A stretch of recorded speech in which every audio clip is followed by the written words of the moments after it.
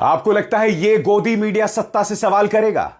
देश के गृह मंत्री अमित शाह संसद आते हैं। नमस्कार दोस्तों, आज की कहानी सिर्फ राहुल गांधी और अमित शाह की नहीं है।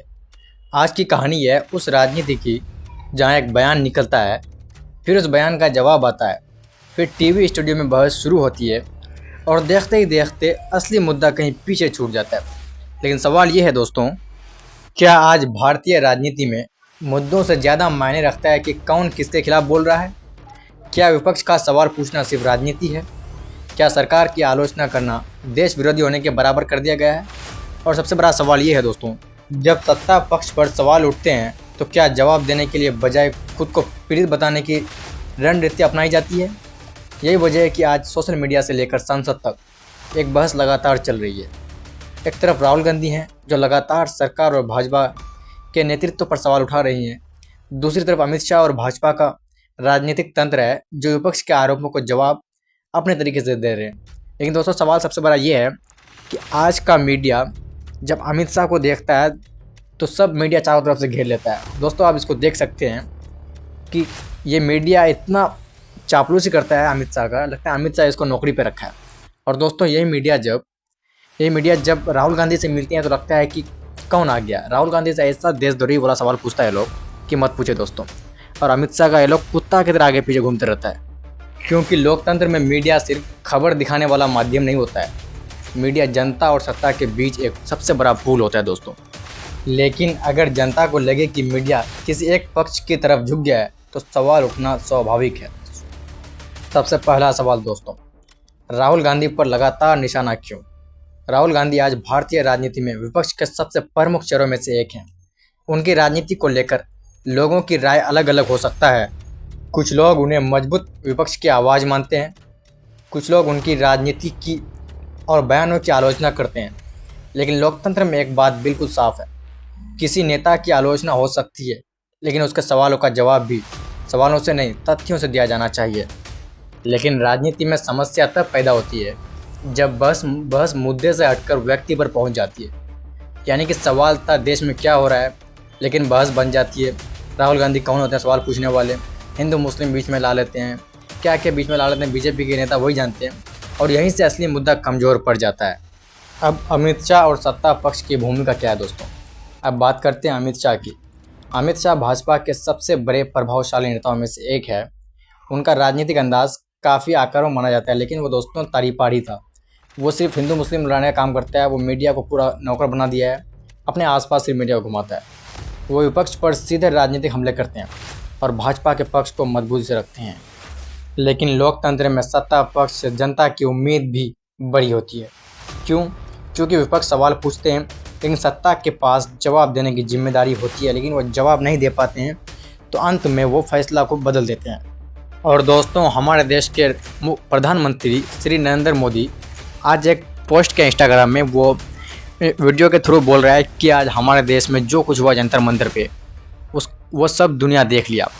दोस्तों उसकी माँ को गाली दिया गया, उसको भी गाली दिया गया, उसको ये बात बहुत बुरी लगी। लेकिन दोस्तों सबसे बड़ा सवाल ये है कि स्टूडेंट पे जो हमला हुआ था, AK-47 बंदूक चलाया गया था, पत्थरबाजी चलाया गया था, टीयर गैस चला गया था, स्टूडेंट को बेरहमी से मार रहा था, जख्मी कर दिया था। लेकिन दोस्तों इस पर उसका बोलने का कोई ये नहीं है, सिर्फ बोलता है क्या कि उसको गाली दिया गया, उसको क्या क्या किया गया।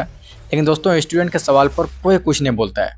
मैं आपका इस बात से पूरी तरह सहमत हूँ कि किसी की माँ को गाली नहीं देना चाहिए, चाहे वो आपकी माँ हो या चाहे राहुल गांधी की, चाहे मेरी, चाहे पब्लिक की। लेकिन दोस्तों स्टूडेंट्स पे जो हमला हुआ था वो बिना गृह मंत्री अमित शाह के परमिशन के बगैर तो होना ही नहीं था, क्योंकि जब AK-47 गन चलाया गया, पत्थरबाजी चला गया, तो ये अमित शाह के परमिशन के बगैर हो ही नहीं सकता है। अमित शाह जब तक परमिशन नहीं देगा तब तक नहीं उनको कुछ ऑर्डर मिलता है। तो दोस्तों इस सब के पीछे सबसे बड़ा हाथ अमित शाह का है।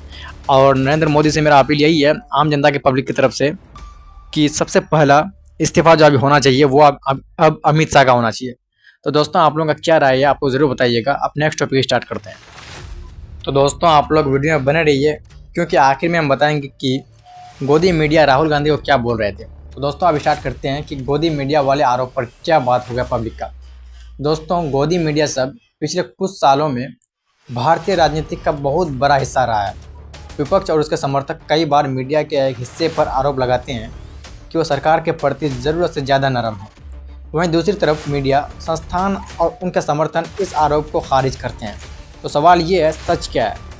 इनका जवाब किसी एक लाइन में देना आसान नहीं है, क्योंकि मीडिया एक जैसा नहीं है। भारत में हज़ारों पत्रकार हैं। बहुत सारे पत्रकार तो गोदी मीडिया के पत्रकार हैं, लेकिन दोस्तों मैं उनमें से एक पत्रकार रवीश को, अभिसार को, ध्रुव राठी को, इस सबको मैं मानता हूँ कि ये लोग सच्चाई वाला पत्रकार है। तो दोस्तों आप सब पत्रकार को सपोर्ट करें, क्योंकि गोदी मीडिया बहुत हो गया अभी दोस्तों। कोई सच्चाई वाला खबर बताना चाहता ही नहीं है।